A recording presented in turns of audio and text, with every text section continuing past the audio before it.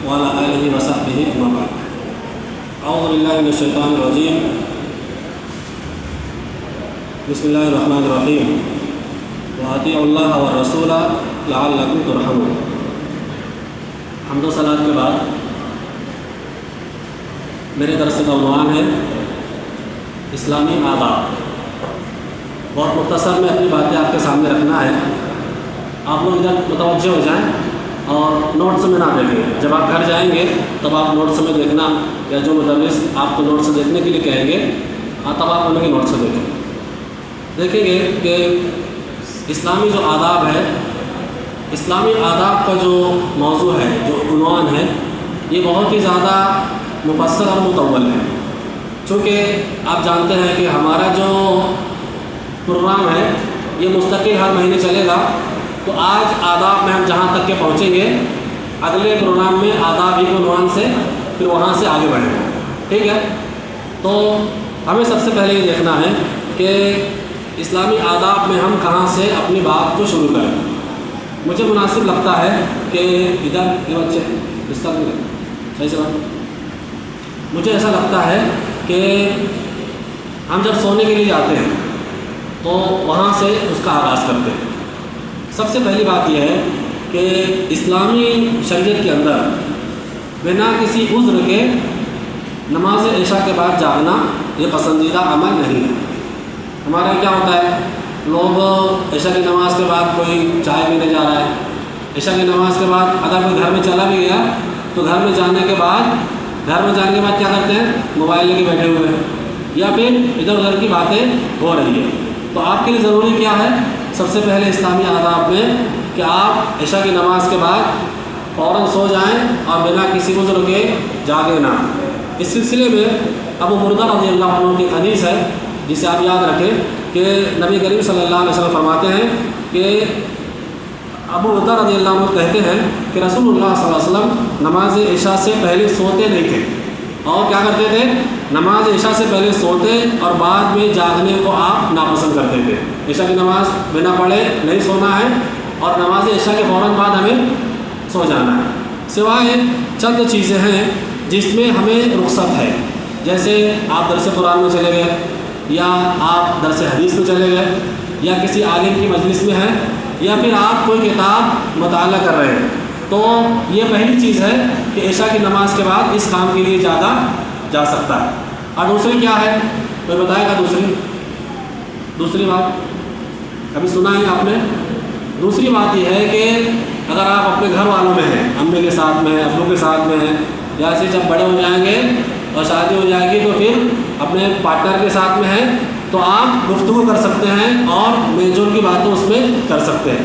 اور تیسری چیز ہے کہ اگر آپ کے گھر عشاء کی نماز کے بعد مہمان آ جائے تب یہ نہیں بولنا ہے کہ بھائی عشاء کی نماز کے ساتھ سونا تو ہے, گھر جاؤ کل آنا. نہیں, مہمان سے بات کرنا ہے, مہمان نوازی کرنا ہے. اس کے بعد جب آپ عشاء کی نماز کے بعد سونے کے لیے جائیں گے, بستر پر جانے کے بعد ہمیں کون سے کام کرنے ہیں, یہ بہت ضروری ہے, اس کو آپ کو یاد رکھنا. سب سے پہلا کام آپ کو یہ کرنا ہے کہ بستر پر جانے سے پہلے آپ کو وضو کرنا.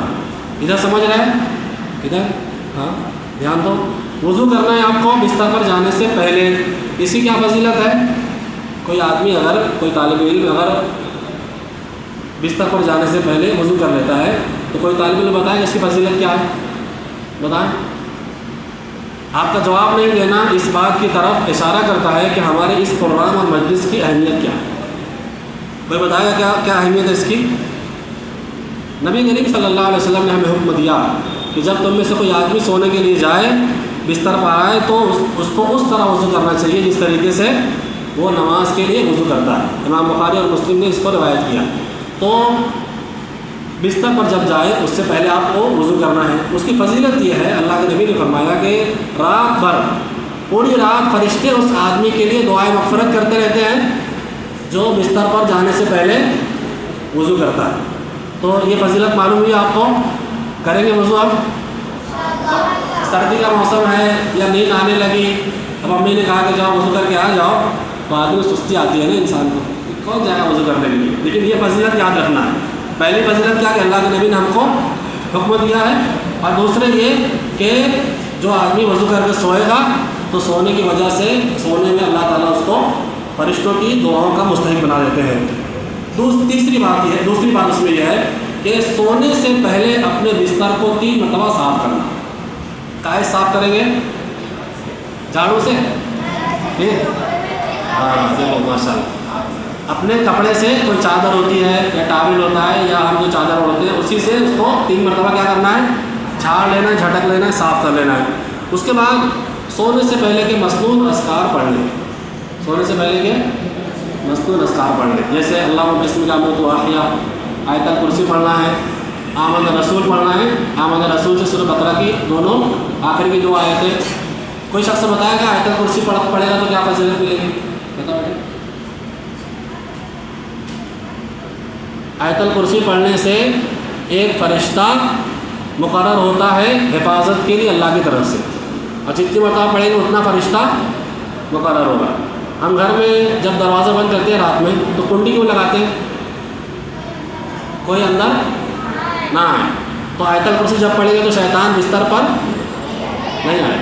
اور اگر سورہ بقرہ کی 2 آیتیں آمن رسول سے فانصرنا علی القوم الکافرین تک پڑھے گا کوئی آدمی، تو اس کو یہ فضیلت ملے گی کہ اللہ تعالیٰ صبح تک اس کو شیطان کے شر سے اور دیگر قسم کے نقصانات سے اللہ تعالیٰ اس کو محفوظ کریں گے۔ اس طریقے سے آپ کو ایک کام اور کرنا ہے، توجہ دے پیچھے والے، اپنے ہاتھوں کو اس طرح کر لینا، ملا لینا۔ ابھی نہیں، جب جائیں گے ابھی تو سونا تھوڑی ہے، ابھی تو کام چل رہا ہے نا۔ ہاں، تو اپنے ہاتھوں کو اس طرح کر لیں گے اور 3 مرتبہ قل اللہ احد، فلق اور ناس پڑھیں گے۔ اس کے بعد اس میں پھونک ماریں گے، اس طرح پھونک مارنا ہے آپ کو، اس میں ہلکا سا تھوک ہے، دھتکار اس میں تھوک کر کے اس طرح مارنا ہے۔ اس کے بعد سر سے آغاز کرتے ہوئے جہاں تک کہ آپ کا ہاتھ جائے اس کو پھیر لینا ہے۔ یہ عمل 3 مرتبہ کرنا ہے۔ کتنے مرتبہ کرنا ہے؟ صحیح مسلم کی روایت ہے کہ نبی صلی اللہ علیہ وسلم اس طرح کیا کرتے تھے۔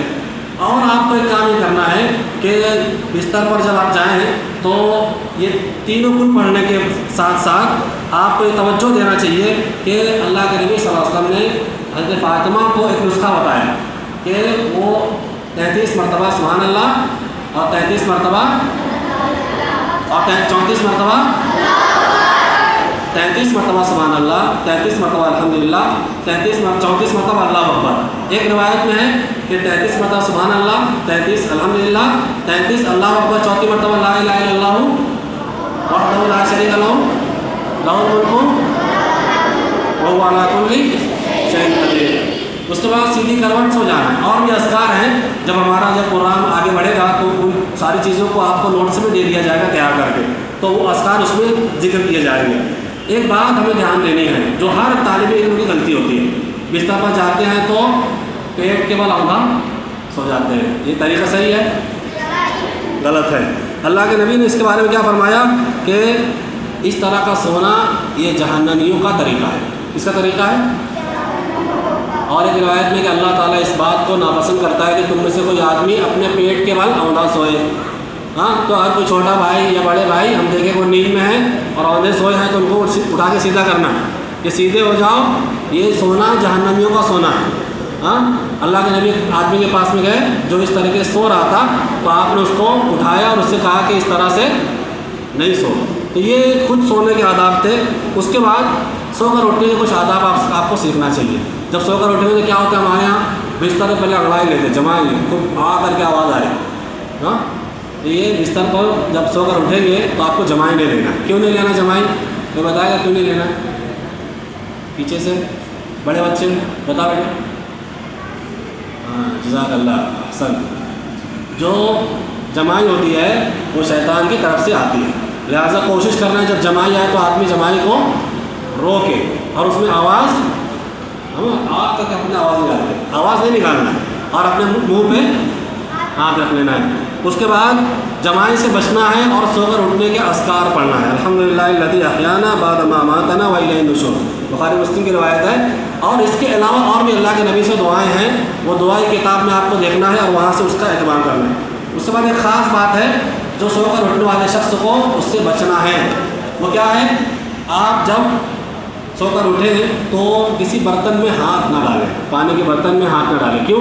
ہم جب سوتے ہیں تو ہمارا ہاتھ کہاں کہاں گیا ہم کو خیال نہیں ہوتا ہے، کبھی کبھی ہمارا ہاتھ گندی جگہ چلا جاتا ہے، اس میں گندگی لگ جاتی ہے، ویسے ہی ہم گئے مٹکے کے پاس گئے، پانی کا گلاس پکڑ لیا یا وضو کے لیے پانی میں ہاتھ ڈال دیا، تو یہ چیز مناسب نہیں ہے۔ اگر کوئی شخص سو کر اٹھے پانی میں ہاتھ ڈال دے تو پورا پانی ناپاک ہو جائے گا؟ بتاؤ، کوئی بتا سکے؟ نہیں ہوگا، ناپاک پورا پانی نہیں ہوگا۔ یہ صرف منع کیا گیا لیکن اس سے پانی ناپاک نہیں ہوتا ہے، لہٰذا اس سے بچیں۔ اس کے بعد جب باتھ روم جائیں، ہم سو کر اٹھتے ہیں تو کہاں جاتے ہیں؟ پہلے باتھ روم۔ پرانے زمانے میں باتھ روم گھر میں نہیں ہوتا تھا، تو گھر میں باہر ہوتا تھا گھر کے، تو گھر کے باہر لوگ جاتے تھے، تو اس سے متعلق کچھ آداب ہیں، اور گھر میں جب باتھ روم ہو تو اس کے متعلق بھی کچھ آداب ہیں۔ ہمارے یہاں طلبہ کیا کرتے ہیں، چھوٹے ہوتے ہیں جب، یہ 5ویں 7ویں کے طلبہ باتھ روم میں گئے، جلدی جلدی دروازہ کھلا ہے اور ایسے ہی باتھ روم کرنے لگے۔ یہ طریقہ صحیح ہے؟ ایک مسلمان کو یہ چاہیے کہ جب وہ باتھ روم اس کو آئے، پیشاب یا قضائے حاجت کے لیے اس کو جانا ہے، تو سب سے پہلے پردہ کرے۔ کیا کرے؟ پردہ کیسے ہوگا؟ باتھ روم میں تو دروازہ اس کا بند کر لے، اور اس کے بعد اس سے بھی پہلے کیا کرنا ہے؟ کوئی بتائے گا؟ ایک چیز چھوٹ گئی مجھے۔ ہاں، باتھ روم میں جانے سے پہلے کیا پڑھنا ہے؟ دعا پڑھ کے بتاؤ۔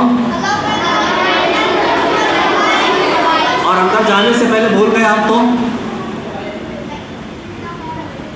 اندر جانے سے پہلے کا دعا پڑھنا بھول گئے تو چھوڑ دیں نا؟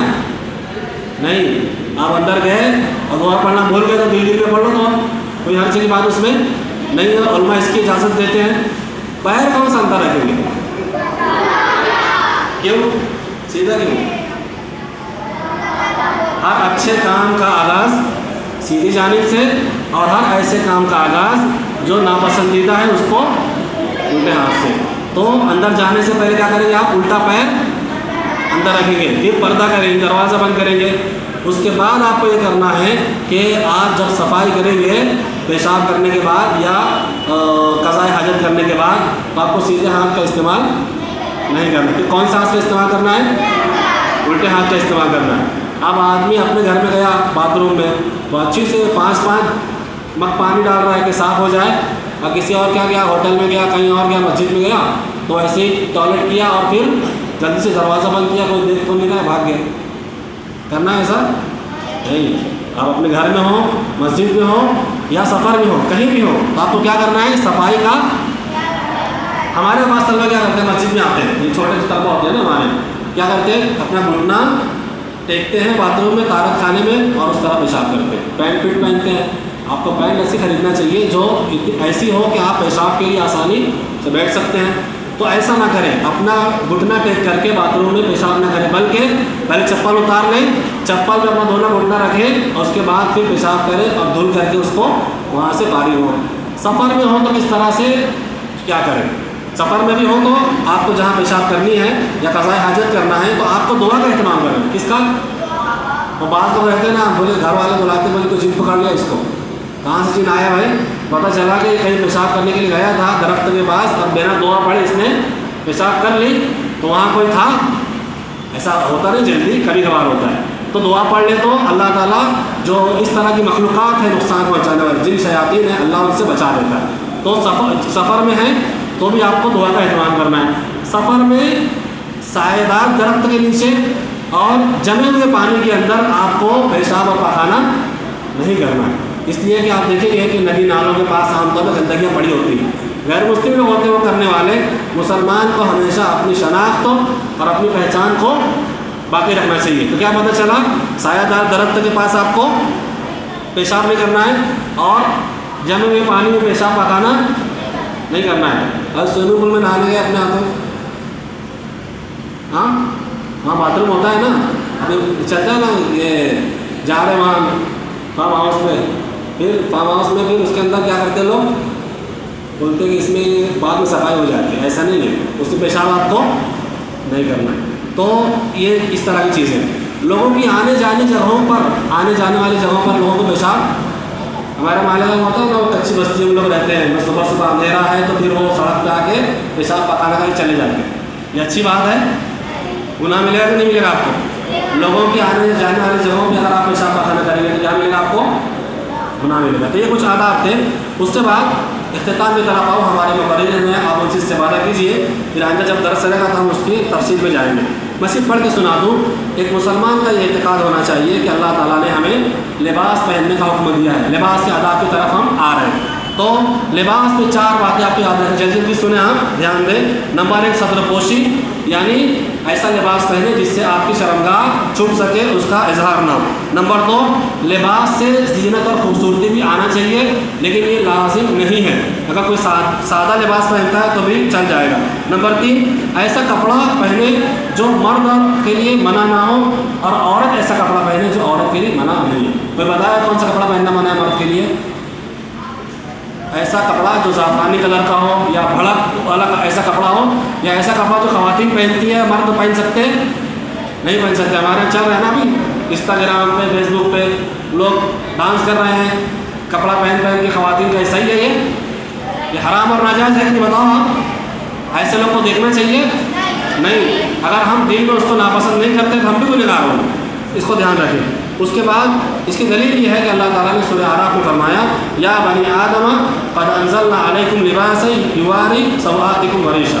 अल्लाह ताला ने तुम्हारे लिए लिबास को नाज़िल किया जो तुम्हारे लिए सत्रपोशी का और तुम्हारे लिए ज़ीनत का सबब और ज़रिया है।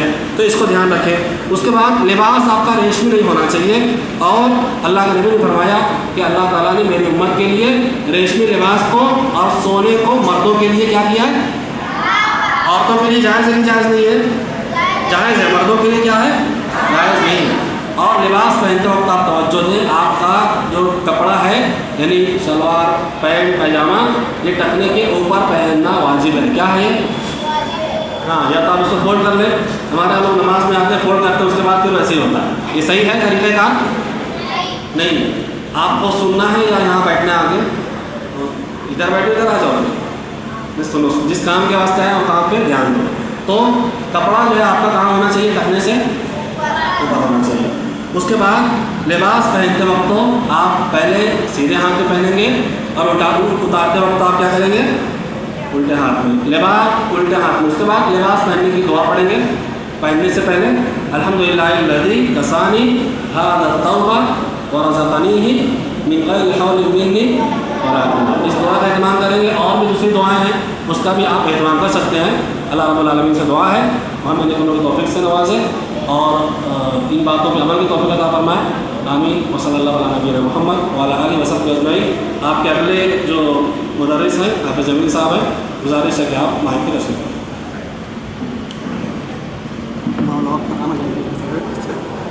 बहुत